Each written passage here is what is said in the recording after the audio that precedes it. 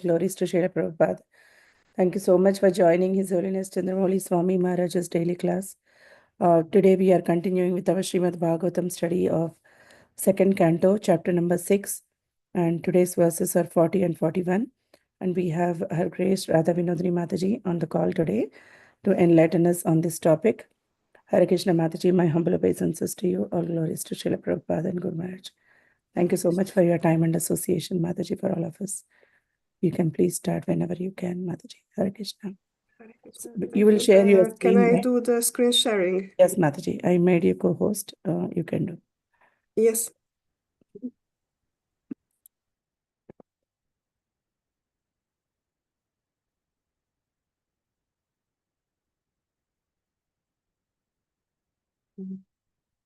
So, Hare Krishna, dear devotees, please accept my humble obeisances. Our glories to Srila Prabhupada. Thank you for joining us today. We will speak about Srimad Bhagavatam, second canto, chapter 6, verses 40 and 41. So let's dive into it. Om Namo Bhagavate Vasudevaya. Om Namo Bhagavate Vasudevaya. Om Namo Bhagavate Vasudevaya.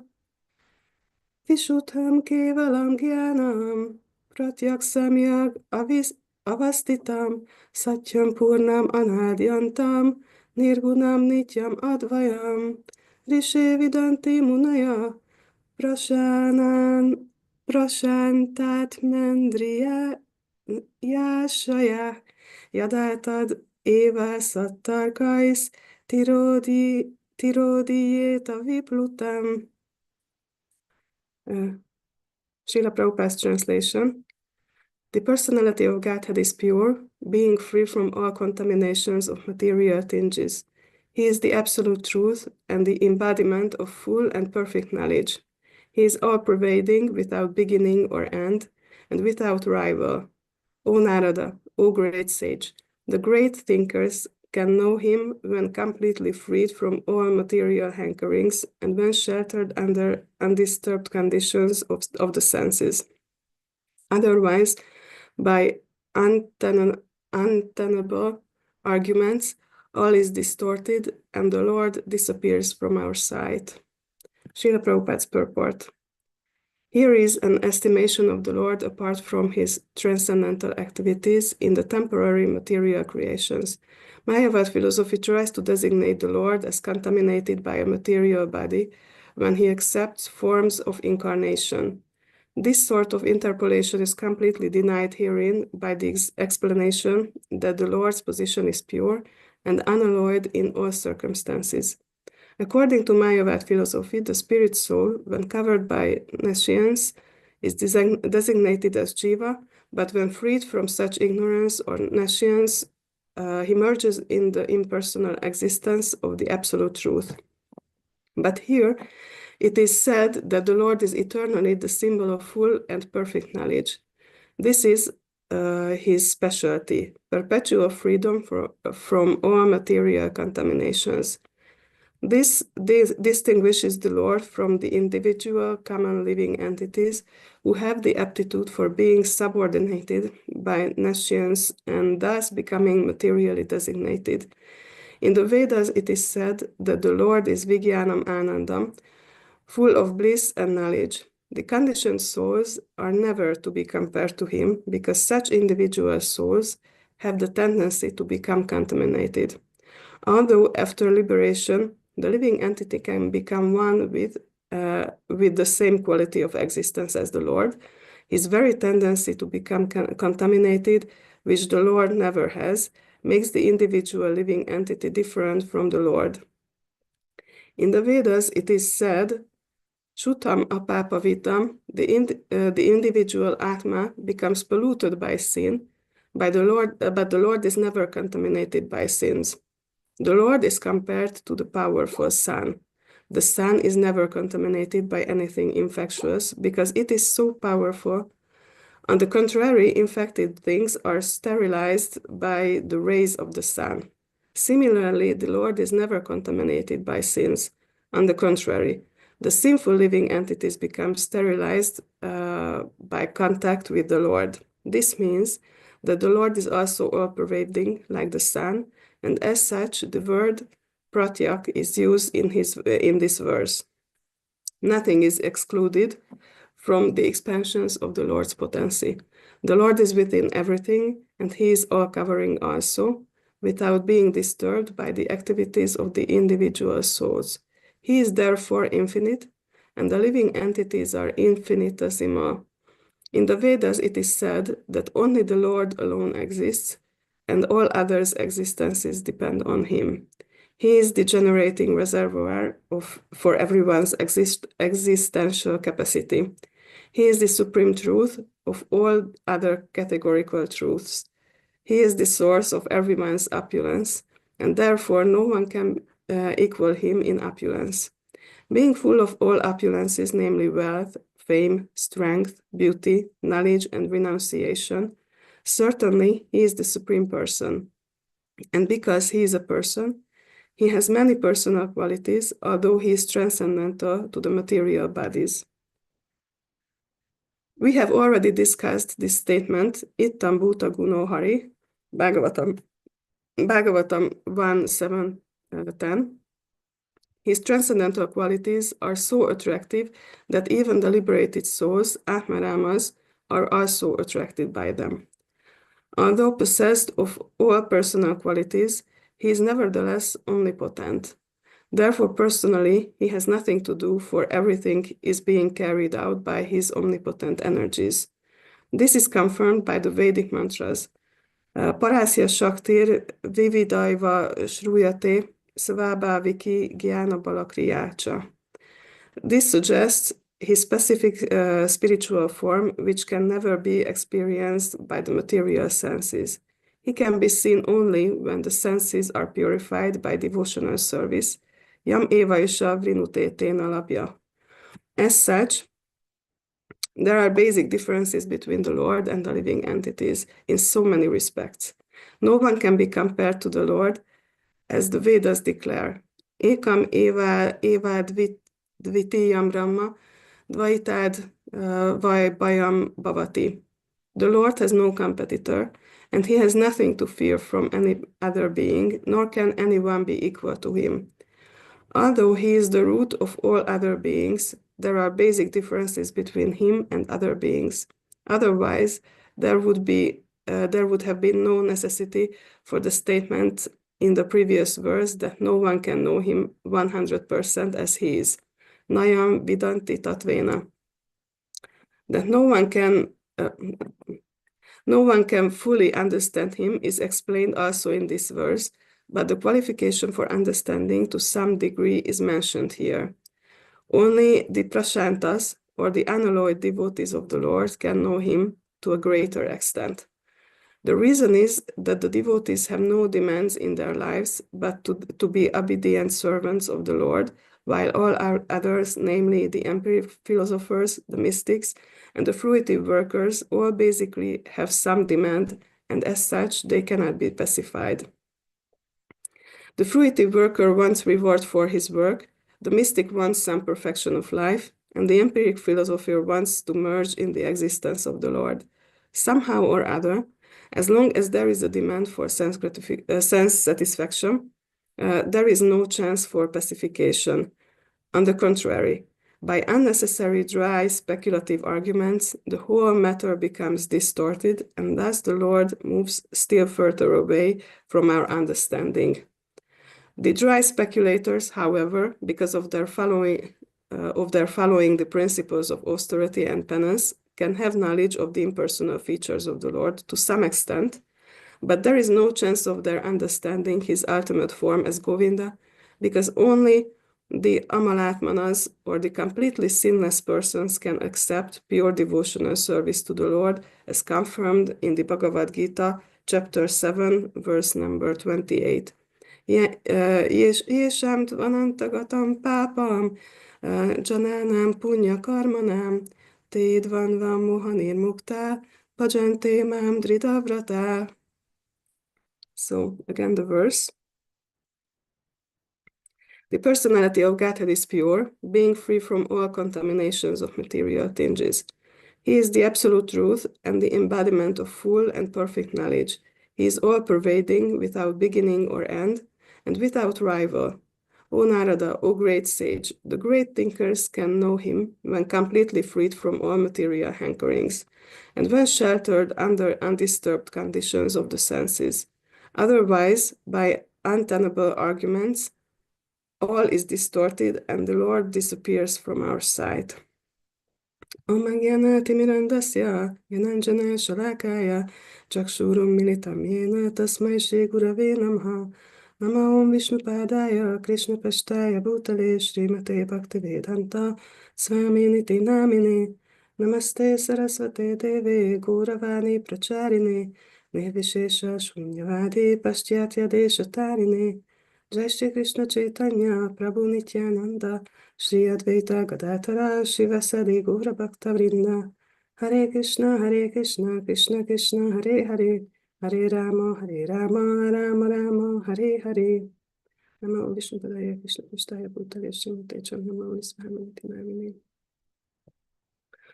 So this verse has amazingly many different topics, and because Srila Prabhupada spoke in the purport so much about how pure the Lord is, and this process of us having to be purified.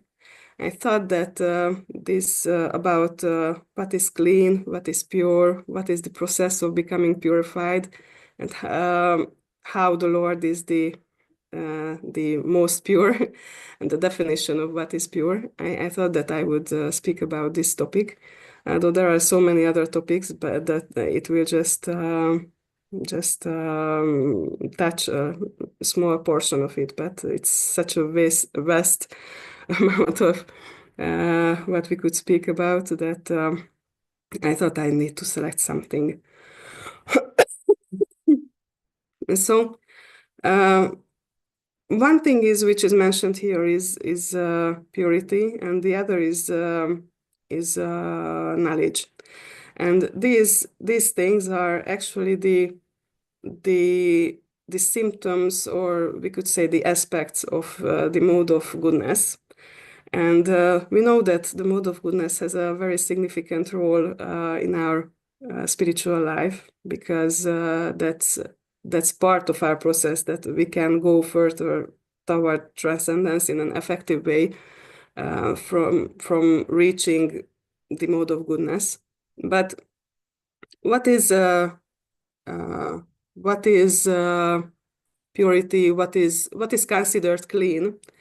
It's very interesting, because if we think about it, in our so-called modern society, we have very different views and ideas about what is clean, what is considered pure, than that the Vedas and the Lord says about this topic. And I would like to examine a little bit about these things. So when we speak about purity, we should know that the reference point is the Lord. So Krishna is clean, he is pure, supremely pure, and whatever he says to be pure, that is pure. This is the simplest definition of purity. And he is the person who is so supremely great that throughout all time and eternity, he always remains to be pure, and always keeps all his knowledge. So that is a big difference between the living entities and between the Lord, because when we come to the material world, we become covered and we lose all our knowledge, so we become contaminated and ignorant. So, but when it's about Krishna, whatever he does is always supremely pure. So, for example, we hear from the 10th canto, when as a child Krishna ate dirt, and eating dirt is anything but clean, I suppose. But when he did it, it was clean, it was pure, because he did it. he purified actually anything. So even if he did something which, according to our ideas, would be dirty, because he did it, it was pure. And at other times, for example, when some demons attacked him and the elderly gopis were worried about him, after the whole incident, they started to smear him in different kinds of substances like cow dung and whatever, which when we feel like when we are smeared with cow dung, maybe this is not the first. I mean, our mind may not perceive it like this, but this is because in our society we have different ideas about cleanliness. Also, when it's because his knowledge is also mentioned here. For example, in the beginning of chapter 4 in Bhagavad Gita, Krishna speaks about it, how he narrated the whole Bhagavad Gita before Arjuna to Vivasvan, the sun god. And Arjuna was really amazed because how can Krishna remember what happened eons ago? And Krishna said that, yes, you might forget everything from life to life in different bodies, but I remember everything. So Krishna doesn't lose knowledge, and so he's supremely knowledgeable, he's supremely pure. But we cannot compare ourselves to him, because what happens to us, that originally the spirit soul is pure, so there is no contamination. But when there is this desire to have some kind of enjoyment, and the living entity for this reason comes to the material world, it becomes covered. And what happens is that Maya first takes away or covers, I would say, covers the original knowledge of the soul, original identity of the soul. And because there becomes a, let's say, a vacuum, some empty space for some knowledge, that space becomes filled with false knowledge, false identity. And this is how the living entity, because we are so small that we are just prone to all the forces of material nature, if we don't have some kind of supreme protection.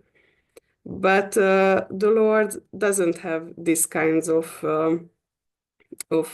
faults or weaknesses like we have. And he's so great, and this is his creation. So obviously his creation is under his control, and we'll never be able to cover him, even if he comes to the material world in some forms. So what Srila Prabhupada mentioned about the ideas of the Mayavadis, that when Krishna comes here, he takes form, and it means that he becomes contaminated. It's just not possible, because the material world is his creation. So it cannot become stronger than him, because he also has the perfect knowledge about all his creation. So if we understand these things, that how small we are, how prone we are to the forces of material nature, we can understand that we cannot define what is really clean, what is really pure, what is knowledge, because we are covered by all these contaminations and layers of material energy. But the Lord is not. So he can tell us what is pure, what is clean. And we heard about in the purport that no one can understand Krishna perfectly, like 100%. But if we gradually develop some certain qualities, then we can understand him to some certain extent. And it's immediately reminded me to this verse in Bhagavad Gita, chapter 7, verse 25, when Krishna speaks about it, that I am never manifest to the foolish or unintelligent. For them, I am covered by my internal potency, and therefore they do not know that I am unborn and infallible. So the Lord decides whom he wants to manifest himself to. But obviously, he has he is more willing to manifest himself to those who are more dear to him, who and for example, like those who feel love for him, who are pure, who are selfless, and so on. So when someone practices those qualities which are favorable to the Lord, then there is bigger and bigger chance that the Lord will feel some desire that he would like to manifest for the devotee. And in order to reach this, we have to purify our senses, and this includes the king of the senses, the mind also. For example, like it's mentioned in Shikshashtakam, this the holy name purifies the mirror of the heart, the mirror of the mind, this Cheto Darpana Marjanam. So we have to want to purify our mind and senses, and that way we will be more likely see the Lord, because he will want to manifest himself to us.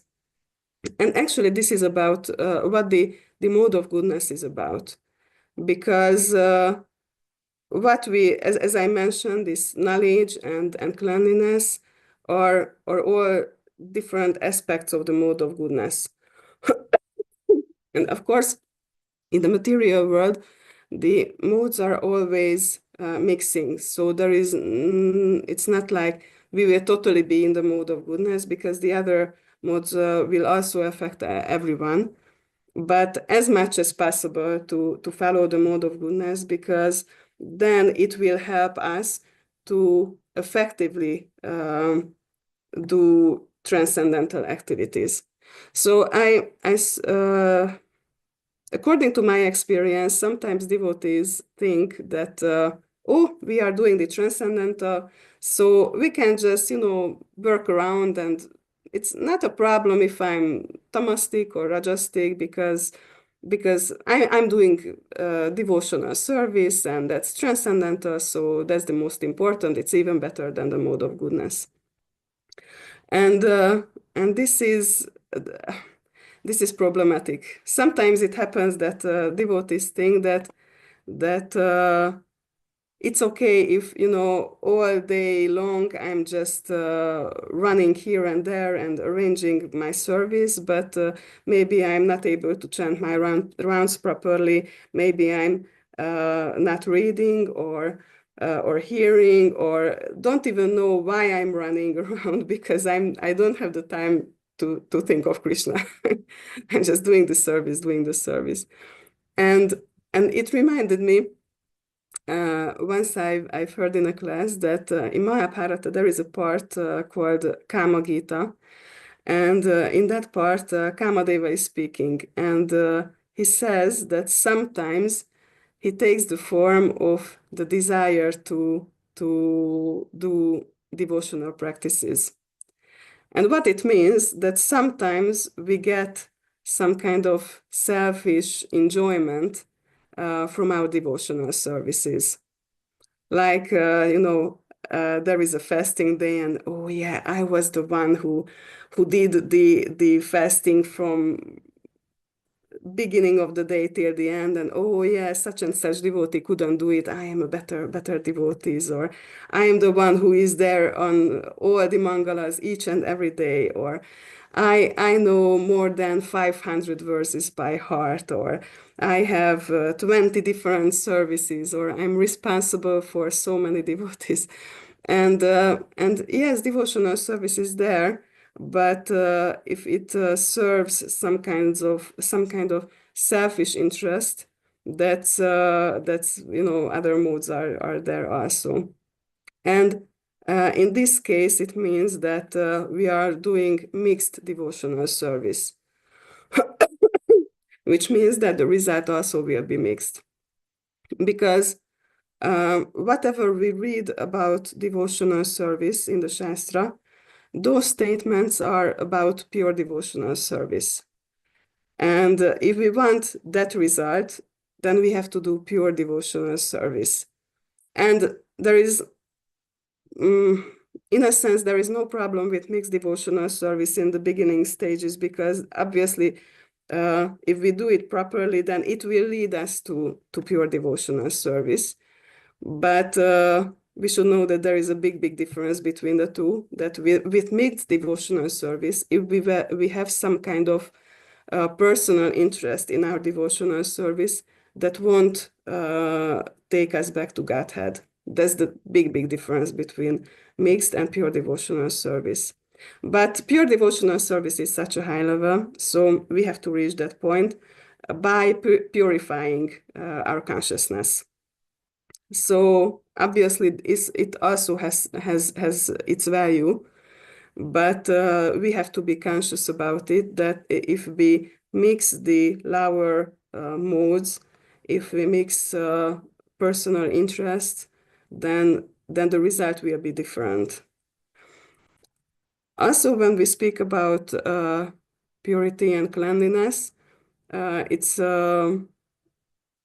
good to mention that it's also important because this is one of the legs of religiousness. So one of the legs of one of the four legs of Dharma, and so it also shows that here religious life, or how to say, towards transcendence, cleanliness has to be there. And in the end of, I mean, in the second part of Canto 7, there are a few verses which speak about the qualities of a human.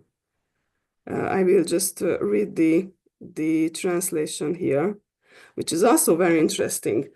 So here it says that these are the general principles to be followed by all human beings: truthfulness, mercy, austerity, observing fasts on certain days of the month, bathing twice a day. I will just stop here a little bit. So if you carefully read it, you can see that these four qualities, the first four, are mentioned, which are mentioned, are actually the four legs of Dharma. So truthfulness, mercy, austerities, and bathing twice a day is cleanliness, basically. So the first four qualities speak about not to be a sinful person. So it doesn't mean that we are a good person or a pious person. It's just we are not sinful if we follow this. Then come the next qualities: tolerance, discrimination between right and wrong, control of the mind, control of the senses, non-violence, celibacy, charity, reading of scripture, simplicity, satisfaction, rendering service to the saintly persons, gradually taking leave of unnecessary engagements, observing the futility of unnecessary activities of human society, remaining silent and grave, and avoiding unnecessary talk, considering whether one is the body or the soul, distributing food equally to all living entities, both men and animals, seeing every soul, especially in the human form, as a part of the Supreme Lord. So here I would again stop. So till here, there are many qualities which make, well, we can say a good human, like a pious person. So, and these are very nice qualities. And this last part, which I start now, these will be the different angas of devotional service, because it says, hearing about the activities and the instructions given by the Supreme Personality of Godhead, who is the shelter of the saintly persons, chanting about these activities and instructions, always remembering these activities and instructions, trying to render service, performing worship, offering obeisances, becoming a servant, becoming a friend, and surrendering one's whole self. O King Yudhishthira, these 30 qualifications must be acquired in the human form of life. Simply by acquiring these qualifications, one can satisfy the Supreme Personality of Godhead. So cleanliness is in the beginning, and gradually we can see that the different angas of devotional service are at the end. So, I'm sorry, just a minute. So, cleanliness is a very important stepping stone in our spiritual practices. I also thought that I would speak a little bit about what we consider clean and what is actually clean, because cleanliness has different levels. So obviously the first level which we experience is the gross material level. And although it's, well, we can say this is to some extent on a gross material level, we can experience the good effect of what is clean and the bad effects of what is unclean, because it can come out immediately or in a very soon in health issues and whatever. But still we can experience that there is a difference between what society considers clean and what Vedic scriptures consider clean, even if this is the level where it's the most similar, the two. But for example, society considers alcohol something which is used to clean different surfaces, you know, to kill the bacteria and whatever. But according to Vedic scriptures, alcohol is really, really contaminating. The only reason why it's used for cleaning is that it kills everything, all the germs, all the bacteria. So it kills so much that it's so contaminating that it doesn't leave anything there. And this is one very interesting difference, that being sterile or sterile and being clean is not the same. It's really not the same. And I also had some personal experience when I started my Krishna consciousness. For me, to have something smeared on my face, like in this case, I mean tilak. It was like I'm being there is some kind of dirt or contamination on me. I almost never use makeup for this reason, and tilak was something similar to me, and I couldn't really put tilak on myself. I just started it because when I started to go to the pujari, then I had to put it on, and it was very interesting. Just one personal story, that when my home deities Gornitai arrived, it was really interesting that they also didn't have tilak on their face. All the other tilaks were there, but they didn't have on their face. But anyway, so this was because my idea of cleanliness was some kind of speculated idea, because tilak is very auspicious, very clean, and not the same as, like, you know, smearing dirt on the body. It's totally different. But sometimes we speculate about what is clean and what is not. And also, for example, cow dung. For such a long time, it was considered to be unclean by society. And just a few years ago, I started to read some articles when scientists started to realize that cow dung, for example, has uh, uh, anti, uh, antibacterial effects. So they start to notice, which was mentioned already in the Shastras, like for eternity, you know. And this is about this is about the gross level, but the subtle physical level is even more difficult, because on a gross level we have some kind of experience with the senses about the effects, but on a subtle level it's more difficult to see these effects. So, for example, people fear that, oh, when I go out to the nature, it's so peaceful, it has a good effect on my mind. Or they can feel that when the room is clean and there are not so many unnecessary things around, it's more peaceful to the mind. So it feels nice. And those who are more likely in the mode of goodness, they can understand it. But the problem is that this kind of sensitivity is very much dependent on the coverings, on the certain coverings. Because if someone is very much in the lower modes, then that person won't feel this difference. And there are some other ideas which they have, like we know that if someone lives a sex life which is not according to the Vedas, then this is contaminating.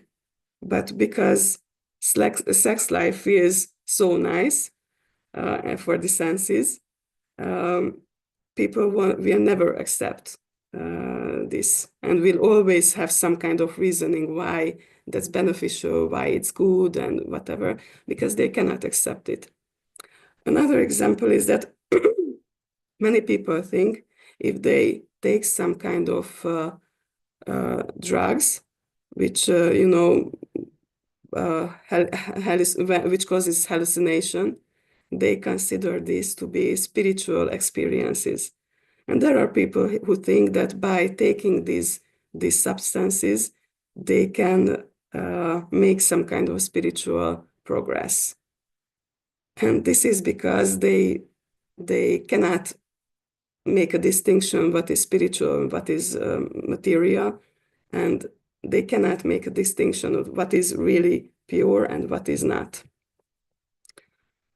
And when it's about the even higher level, about spiritual purity, it's even more difficult because many people don't even accept that there is a spirit soul. So, but obviously the spirit soul is always pure, but because it is covered and it starts to identify with discovering, this is how it becomes contaminated. And this is also why it's very interesting that there is this phrase like pure devotee. This part that pure, it means that that devotee is not affected by these contaminating forces, and also it means that in this state he can he can do pure devotional service to the Lord. And this is what our own goal should also be, that we should have this aim that I want to get purified of these lower moods, of these selfish motivations. I want to purify my senses, my mind, my heart, my consciousness, in order to be able to do pure devotional service for the Lord. But if we don't do that, sorry. If we don't do that, then the Lord won't reveal himself to us. And we can, for such a long time, we can have some speculated own ideas about the Lord because we cannot perceive him as who he is really in reality. So what to do, how we can purify ourselves. Luckily, Srila Prabhupada mentioned it in this purport when he spoke about that the Lord is also all-pervading like the sun. And as such, the word pratyaki is used in this word. Nothing is excluded from the expansions of the Lord's potency. The Lord is within everything, and he is all-covering also. No, sorry, it's here. The Lord is compared to the sun, a powerful sun. The sun is never contaminated by anything infectious because it is so powerful. On the contrary, infected things are sterilized by the rays of the sun. So what we can do is that we have so many different desires, so many endeavors, so many motivations, which are not at all pure at this point. But if we connect all these endeavors with the Lord, then we can he, just as the powerful sun, because he is purifying everything he touches, he gradually purifies us, our endeavors, and our desires also. So whatever desires we have, just some way, one way or another, connected to Krishna, engage it in devotional service, and that way it will become purified. And this word pratyak, Srila Prabhupada also emphasizes here that the Lord is all-pervading. So we have to understand that there is nothing in this world which is not connected to Him, and nothing which is beyond His power, which means I cannot be so contaminated that the Lord couldn't help me. Sometimes we think that, oh, I am so fallen, there is no hope for me. So what? I mean, Krishna is so powerful that he can purify everything and everyone. Whatever fallen state I have, if I'm sincere and if I'm endeavoring, then the Lord will definitely purify me also. And we cannot be as fallen as it would be beyond any hope. And as I mentioned, this part of Shikshashtakam, this Cheto Darpana Marjanam, is one of the qualities, one of the glories of the holy name, because obviously in this age, the holy name is chanting the holy name is the main process for also for purification and achieving love of Godhead. So that's our primary process. And the Lord is present there whenever we chant his names and working on our hearts. As in his book, The Broken Names, Sachinanda Maharaj compared the Lord like a caretaker who comes to our hearts and just starts to clean everything. So even if our heart is contaminated, and the Lord in his personal form, maybe he wouldn't like to manifest immediately, but his holy name, which is not different from him, whatever contaminated our heart is, he comes to our heart and starts to clean it to receive the Lord in his full glory and in his fully pure form. So this is what I thought of sharing for today. So we can open up for discussions now.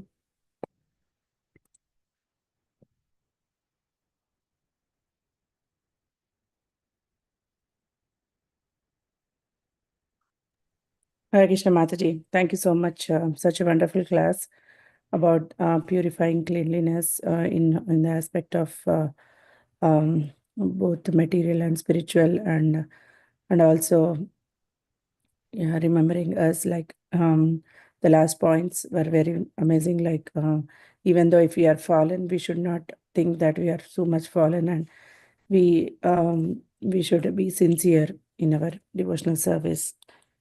Yeah, so that we'll be purified someday. Thank you so much, Mataji. Dear devotees, any questions or comments or realizations, you can please go ahead now.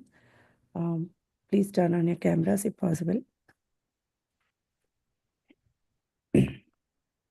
Sridevi Mataji, please go ahead. Thank you, Shrimati. Thank you, Radha Vinodini. My humble obeisances to all the Vaishnavas and Vaishnavis. All glories to Prabhupada. All glories to Guru Maharaj. So as you were describing what Srila Prabhupada is trying to teach us, you quoted this very nice verse of the 7th canto, 11th chapter, 8 to 12. And I was struck by how all these qualities are required for human life. He said, King Yudhishthira is advised to acquire these qualifications, and simply by acquiring these, one can satisfy the Supreme Personality of Godhead. So I was just meditating on that, on how each one of these qualities is something that we need to acquire. It may not be there for, readily, especially in Kali Yuga, because we are so fallen. It is very difficult to imagine that anybody can just have all these qualities unless they have a lot of sukriti or something. but how important it is to acquire them just to satisfy the Supreme Lord. That is one. And secondly, the other point which was there in the verse, which was dry arguments, speculative arguments, is simply going to take us further away from the Lord. So at that point, I was remembering just recently, maybe a few months ago, one person started asking, how did the jiva fall down from the spiritual world? This is a big topic. And then when each person was presenting, he was finding some hole in that argument and saying, no, it's not like this, no, it's not like that, like that. And that discussion went on and on the internet. And then finally, I just tuned out because it became too much for me.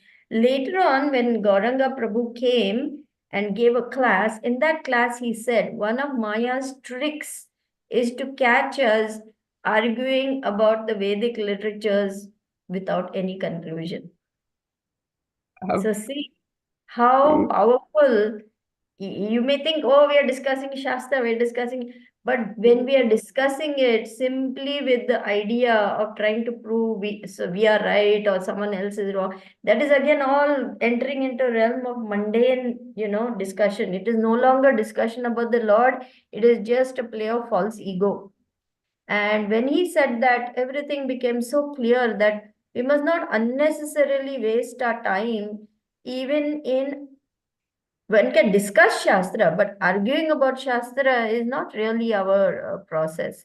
So I just wanted to share that because you have quoted this where it says it is untenable to have dry speculative arguments. So I thought that was a very important point for us to remember that devotees, we need to just be simple and straightforward and accept what Prabhupada has given and not try to think we are smarter than Prabhupada and go into big long discussions about Shastra. That's all I want. Thank you so much. I think the reason why this is such a hot topic for devotees is because we are fearful if we have to if we have to come back to the material world again after reaching the spiritual world, because that used to be connected with this topic, and it's so interesting how many of our actions are motivated by fear. So it's really amazing, and sometimes so difficult to notice. Sometimes it seems like something else. But yeah, thank you so much for sharing, because it's really such a strong point that that arguing Shastra is something else.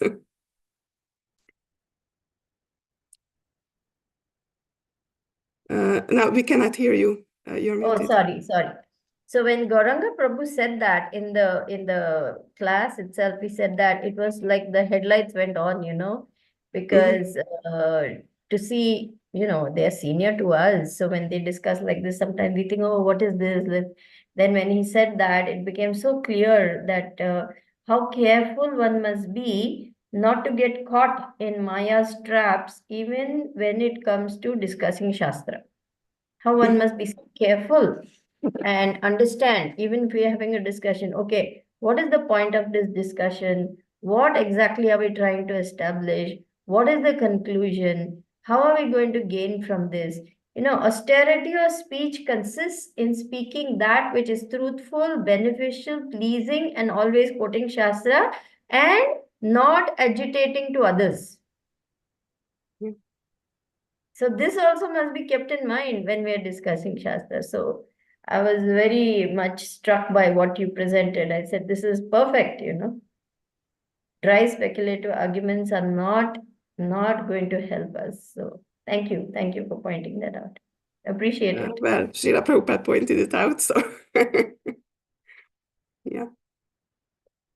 Yeah, I remember I also had some experience like about this. Like there was one devotee, I think I can say a senior devotee, who was speaking about it was something about from Nama Tattva, and it was about comparing Radharani's name to Krishna's name, and then when someone one of our god sisters quoted something from this devotee, I started to say, oh, okay, but I don't really cannot really accept whatever he says because he said such and such things, which seems to be against what I've heard about this topic. And because I've heard something which seemed to be against what my idea was about Shastra, so I rejected the person.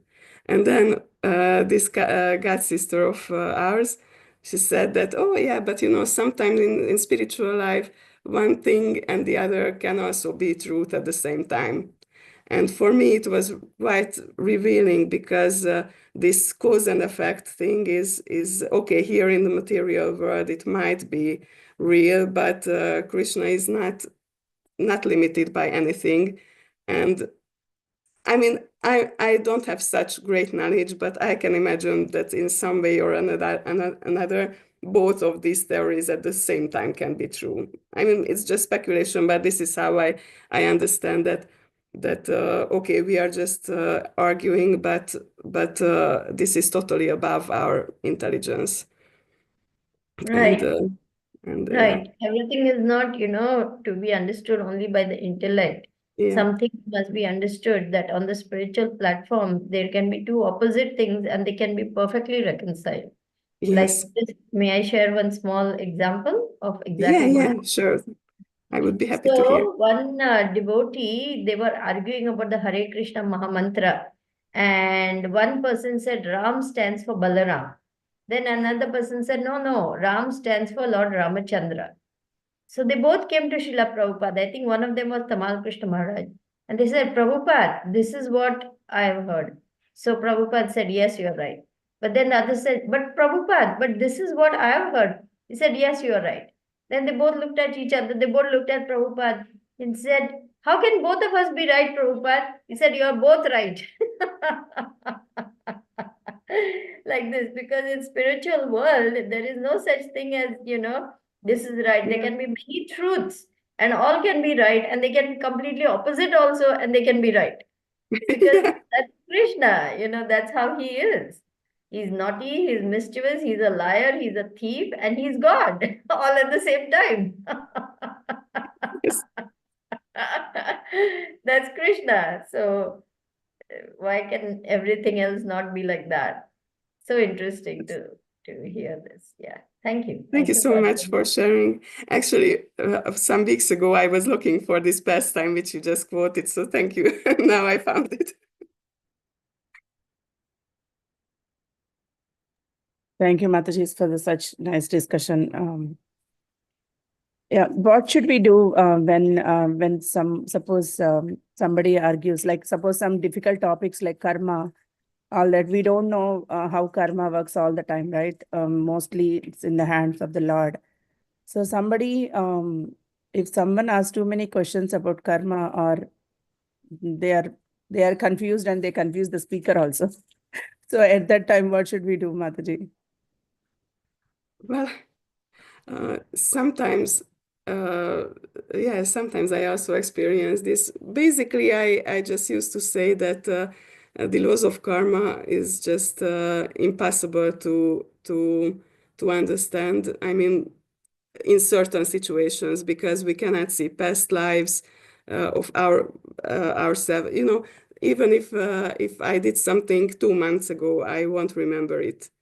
And we get the basic guidelines of the laws of karma, because this way we can direct our person activities in a beneficial direction. But it's not the important thing is not for us to understand that my current situation, what can be the reason of my current situation. The reason is that my current situation, I'm aware of the laws of karma, so I can act in a way that I don't act in an improper way, resulting some further good or bad karma. Obviously, most of the time we are how to say, bad karma is something which is more interesting. No one wants to get rid of good karma, that's not so bothersome. But that's the important thing, that we won't be able to understand what led us here to experience experience some certain situations. And once I I had some how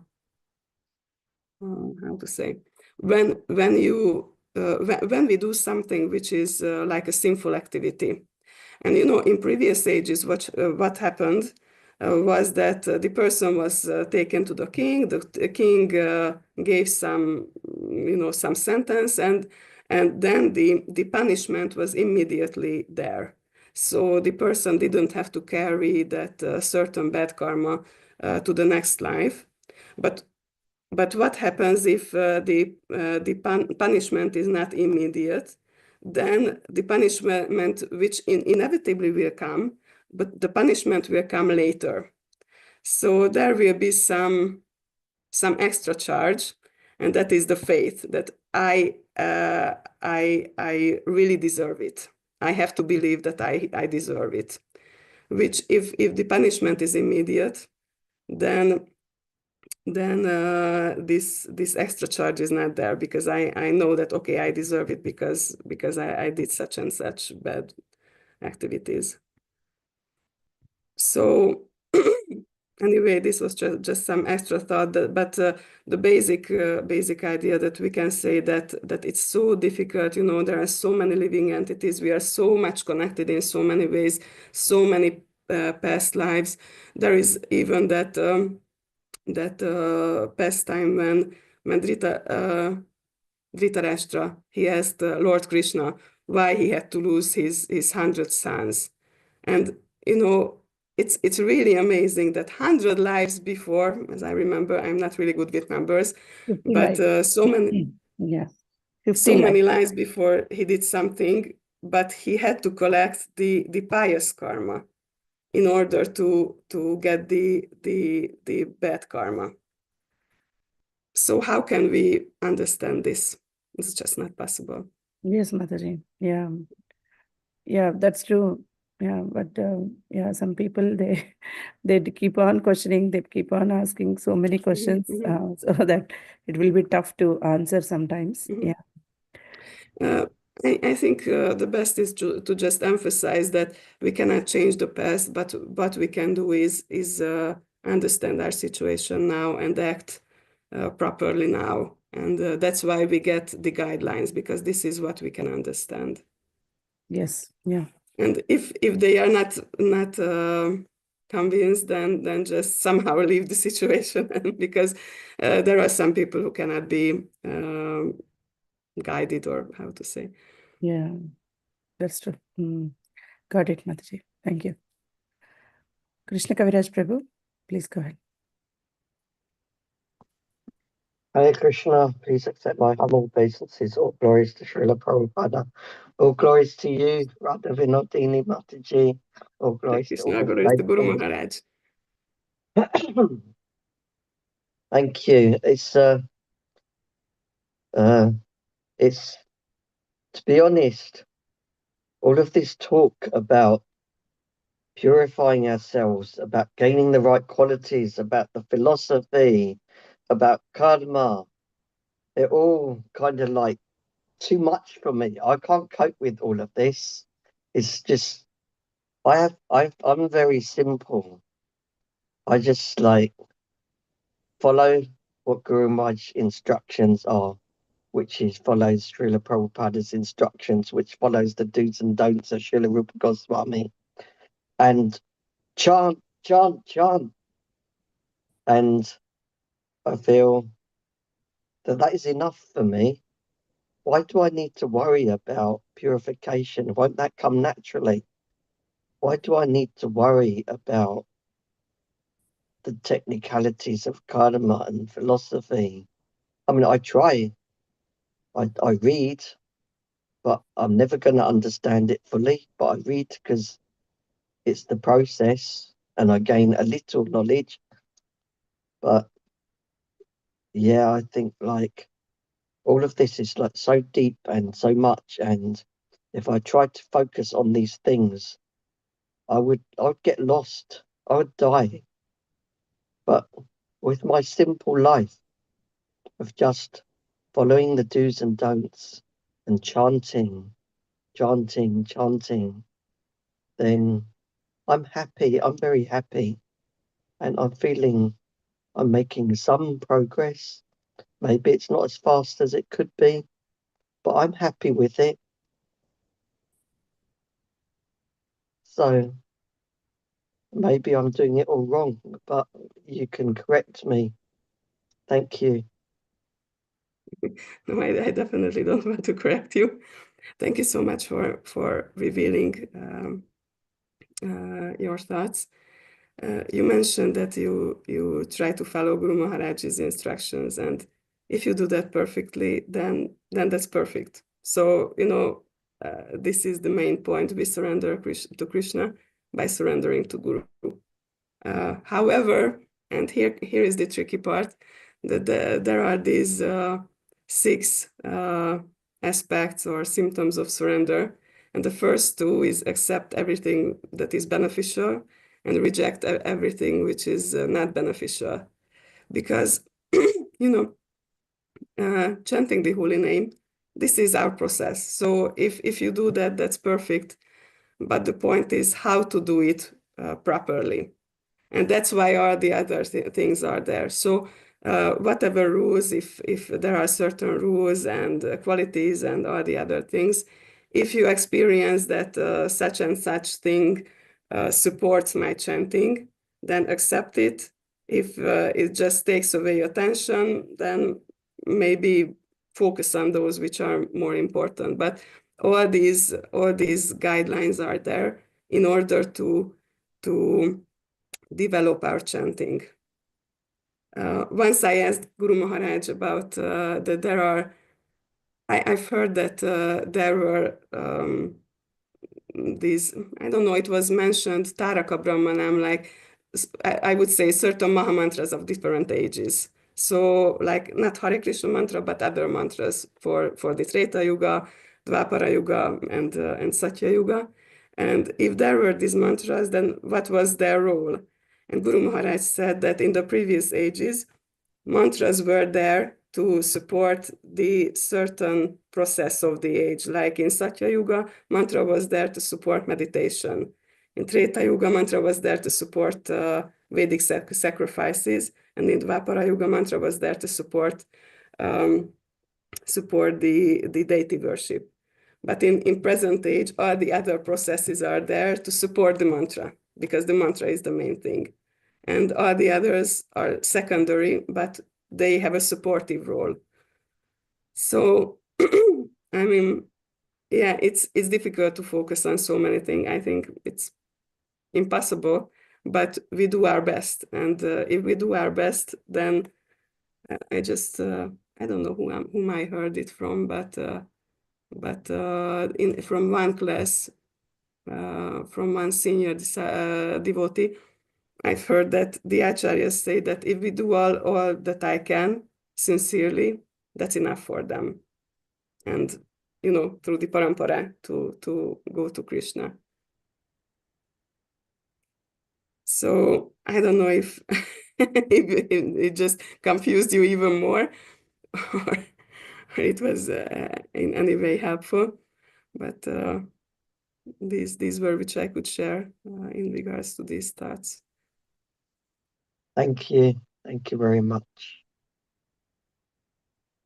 I think it was the first it confused you even more. Sorry.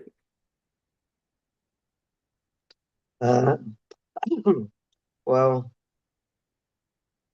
you gave a steer, but there wasn't any firm instruction in there. Obviously, there's an instruction about the do's and the don'ts, but we know what the do's and don'ts are because Guru Maharaj has told us, Srila Prabhupada has told us, and Srila Rupa Goswami has told us.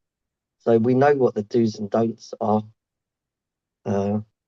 So I guess I just carry on, do what I'm doing, and wait for Guru Maharaj to correct me if I'm going off track. I think that's perfect. If you can fully surrender to Guru Maharaj and depend on him, then that's perfect. There's nobody else to surrender to. That's nice if you see it like that, because I mean, there is no other real shelter, that's for sure. But still, sometimes we try to surrender to other things. There are so many people who surrender to alcohol, who surrender to eating, who surrender to movies. Obviously, they are no shelter, but still, people try to surrender to those. So if you find the good shelter and surrender to that, name Guru Maharaj, then that's perfect. Well, I've tried all those other things before, and they didn't work. And I try Yeah. to follow Guru Maharaj, and I feel happier than I've ever been in my life. Mm-hmm. Yeah, actually, this is their nature, that those material shelters don't work. So please give me your blessings that I can be also surrendered to Guru Maharaj. I will just try to. It's a process, I suppose, to be more and more surrendered. Don't embarrass me, Mataji. You're all senior to me. Who am I to give blessings? I'm learning from all of you. You know, I think all of us need blessings. So you and me in these regards are the same. We just beg for the mercy and for the blessings of Vaishnavas, and that's what we live from. Because on our own we are just who we are. You know, what can we do? We can't do anything because we have the holy names and we have Guru Maharaj. Yeah, but I mentioned on our own. If we have the holy name and Guru Maharaj, yeah, that's a different thing. But on our own, and without Vaishnavas, without blessings, then we're dead. We would be lost. We're dead. Like zombies. Yeah. Thank you so much. Thank I you. do pray for you. I pray for all of my God family, brothers and sisters. Thank you so much. Thank you, Prabhuji. So, Sridevi Mataji, can I take 2 questions on the chat by Vrishabh Prabhu? Yeah. So Vrishabh Prabhu has 2 questions.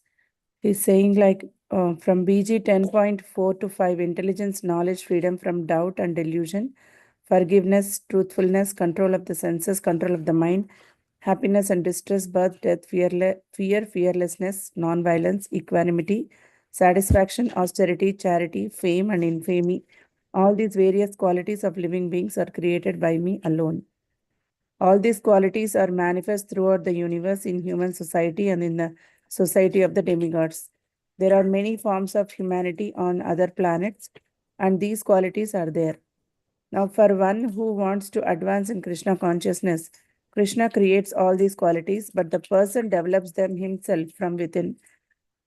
One who engages in the devotional service of the Supreme Lord develops all the good qualities as arranged by the Supreme Lord.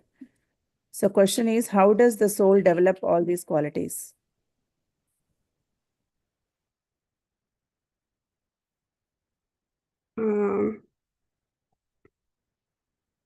Well, two things came into my, two approaches came into my mind. One is that Guru Maharaj had this seminar about reading Srila Prabhupada's books. And in this seminar, he said this process of absorbing knowledge. And the first step was hearing, then comes understanding, then applying this knowledge, then comes realization. And from that comes the development of qualities, like higher principles, like when it's imbibed, this knowledge. And this last part, this when it becomes a certain quality, it's the end of this process, how we absorb knowledge on a more and more practical and more deep level. So that's one aspect, and the other is that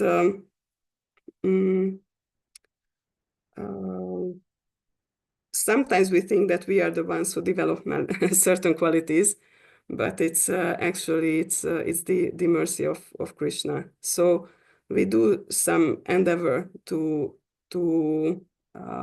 develop pious godly qualities, but in reality, what happens is that by our endeavor, we show to Krishna that we have real desire to acquire these qualities, and by showing this strong desire, Krishna's reciprocation will come, and actually he will give these qualities, and it will be also the result of the purification, which is also above our control. For example, like when we are chanting the holy name, it purifies us. When we are reading, it purifies us. When we are doing other types of services, it purifies us. And while we are being purified, it gives room for the development of these qualities, which manifest in a purer and purer devotee, so to say. Because many times the development is of these qualities is there is the obstacle of our contaminated being, like attachments and whatever. So if these attachments are purified, then these qualities can be developed more easily. So I'm Does not it mean, sure. Mother, that is it this principle that when these qualities they are like something that was added onto us, these bad qualities, and then when we take out the anarthas, which is like a darkness in our hearts, then actually all these good qualities that are already in our heart starts to manifest, like when the light, the darkness leaves, the light comes, or Sorry, I don't quite understand so far. the point, I think that I read somewhere that no one has bad qualities. Bad qualities are anarthas that come into our hearts. That's why they manifest as a bad qualities. But initially, everything is good qualities. So when we are saying we are developing good qualities, we are actually saying we are taking out the anarthas. Then the good qualities are manifested by the mercy of the Lord. Yes. Maybe my confusion was that sometimes I also consider habits as qualities, and that's a different topic. But yeah, I think that's you're right.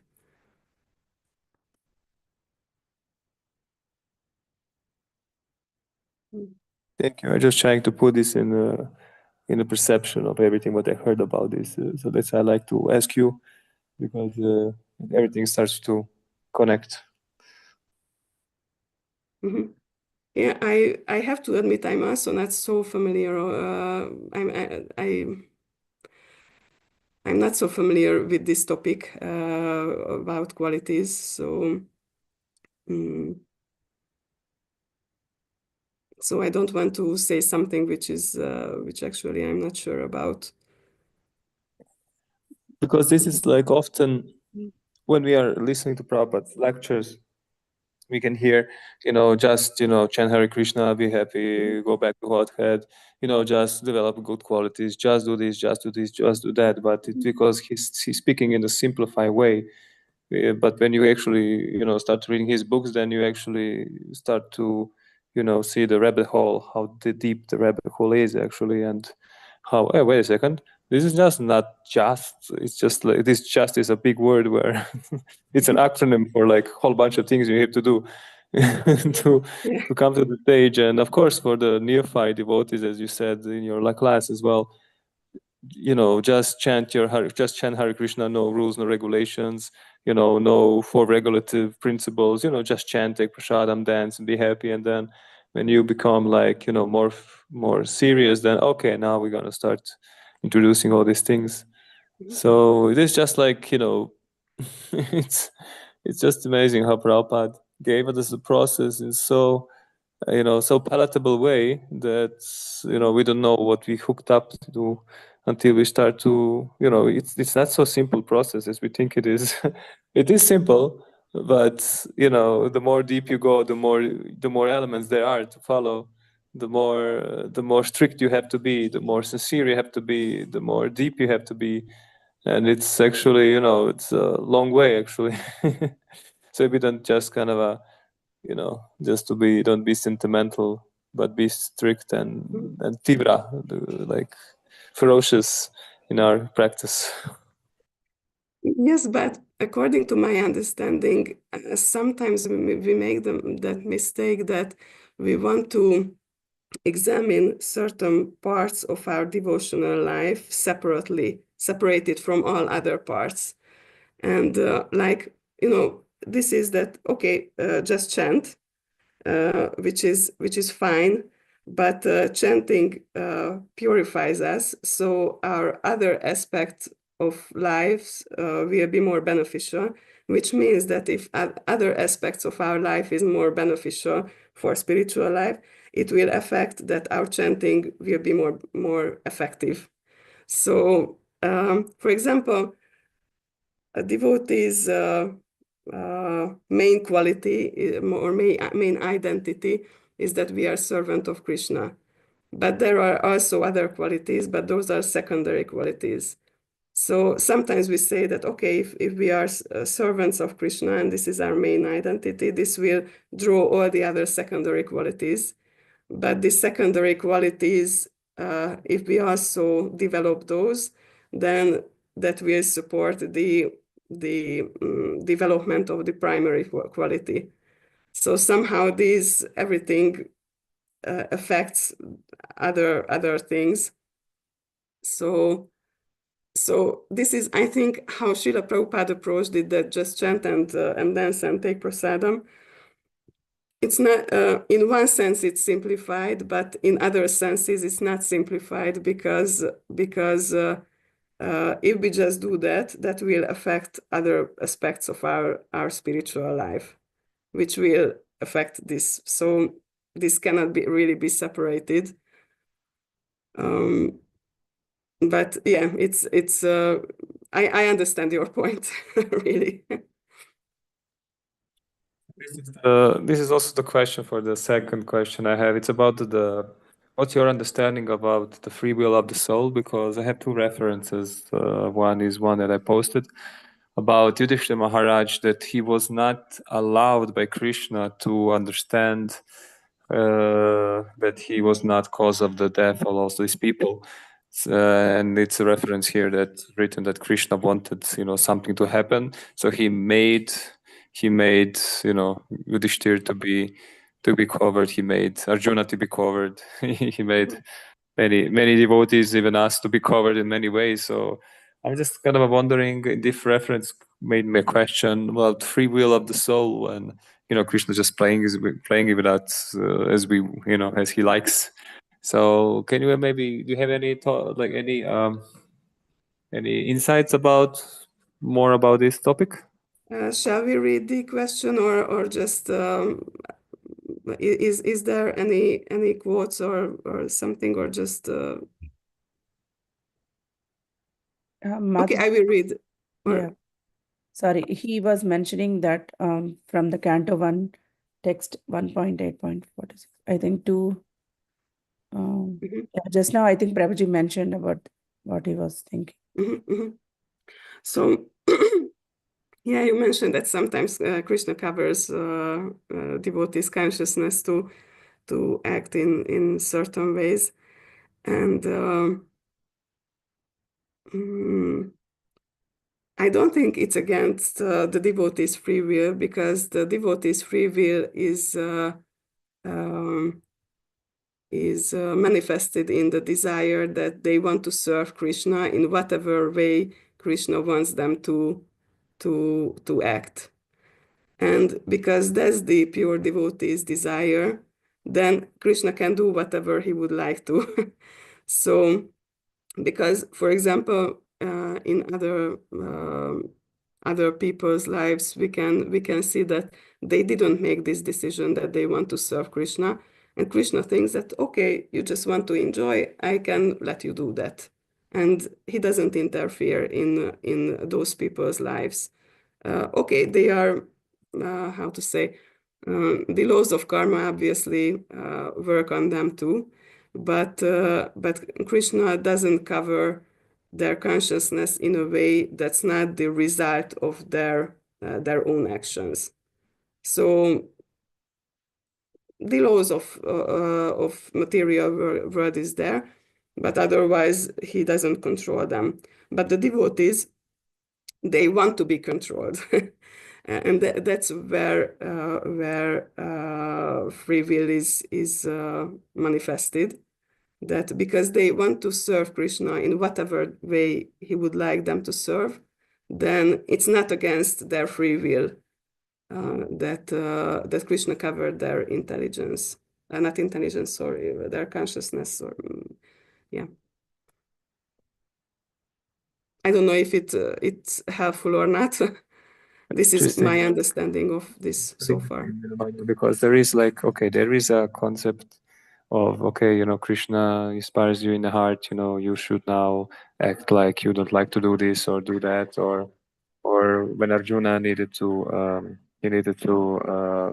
punish Abhimanyu, so he gave him the instructions in the heart what to do, because he needed to satisfy Bhimasena, like Krishna and such. So yes, this is like when the soul, the devotee, he's consciously getting instructions, he's consciously following instructions.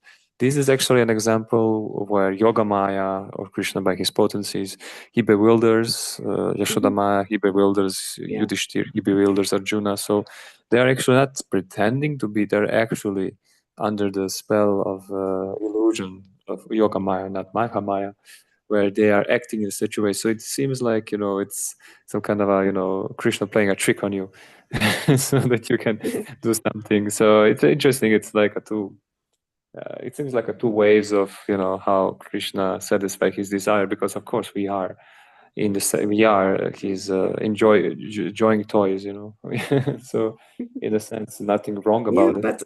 But just also just to mention that in the end of Bhagavad Gita, when Krishna said all the Bhagavad Gita, he says to Arjuna that, okay, now you know this knowledge, but now you act the way you want to.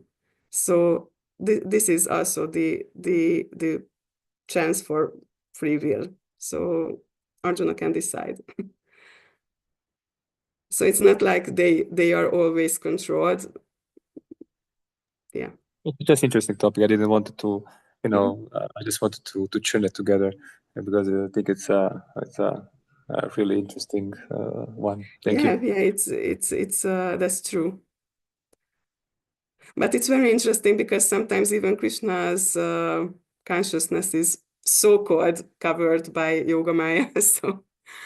So he always plays tricks, but sometimes even with for himself, or with himself too. So yeah. Thank you so much. It's a really interesting topic. That's true. Hare Krishna, Mataji. There are a few comments by, I think one comment, two comments by Gauri Priya Mataji. She is saying, sorry, may please correct me regarding the qualities they are manifesting after Krishna cleanse the heart of practicing devotee, the one who is engaged in devotional service, as it is also mentioned in slokas 10.10 to 11 Bhagavad Gita.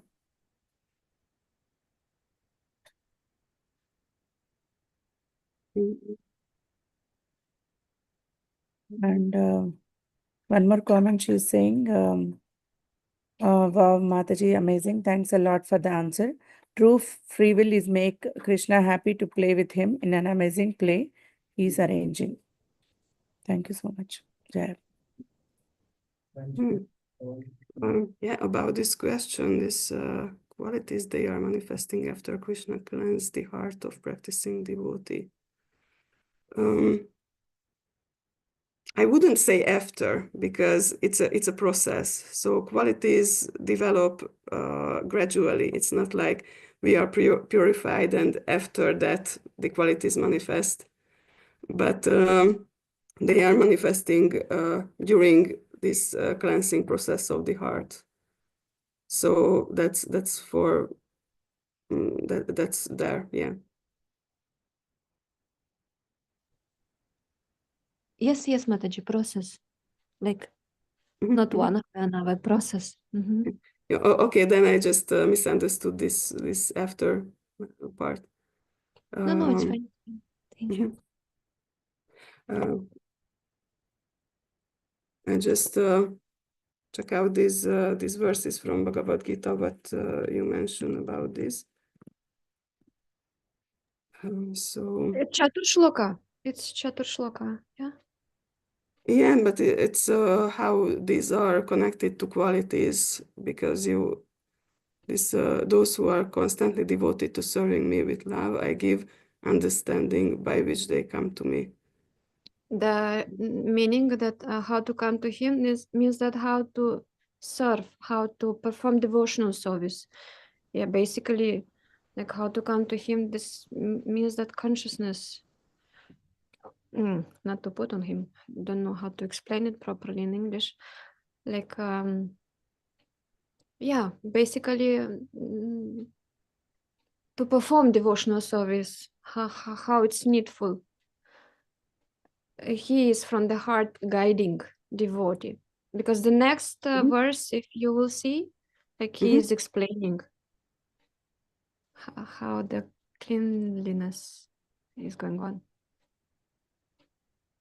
Because these are about knowledge, so that's why I so far I don't understand how qualities and knowledge come together. But If the consciousness is contaminated, so it's the person basically is thinking about himself, self. Yes.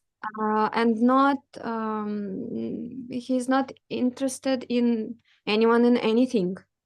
Like and this type of the good qualities, it's also in the 10. Those qualities about which he's saying also in 10:4:5, I think. Just a moment, or maybe I'm wrong. So they are manifesting only in case the consciousness is uncovered from the signs, from the tamagun, like from the even not tamagun, from the gunas, like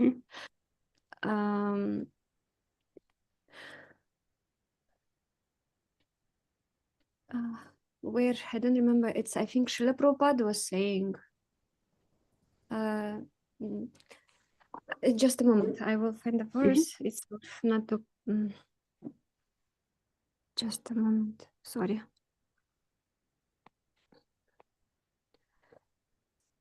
Oh Krishna, where is it?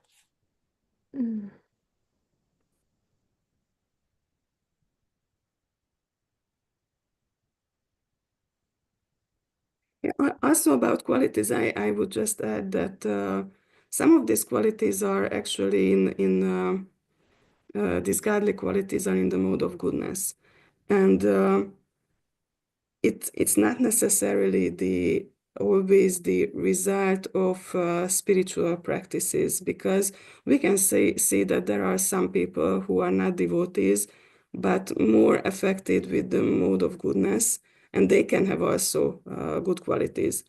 Obviously, Srila Prabhupada says about it that it's not considered as good quality because the goal of the quality is not Krishna, but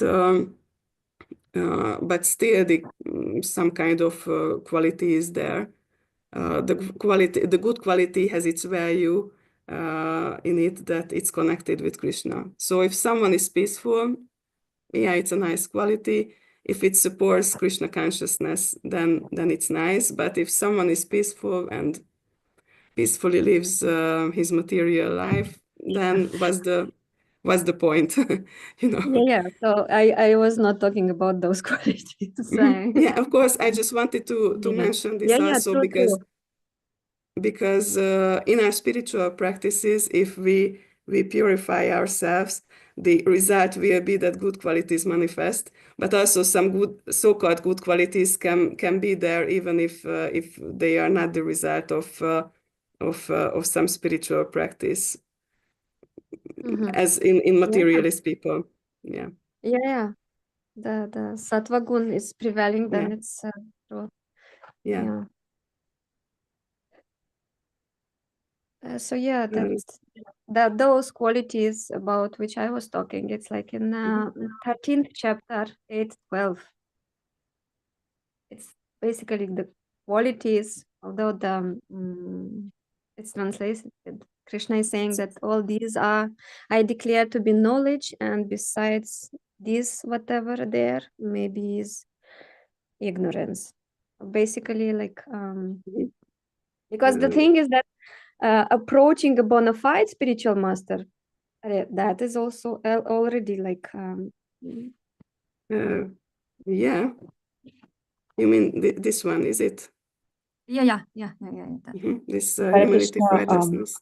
Hare Krishna, Yes. Radha Vinodini Mataji, sorry to disturb you. Can I make you host and leave? I have to join another class. Oh, okay. Started. Thank you so much, Mataji. Okay. Thank you so much for hosting so far.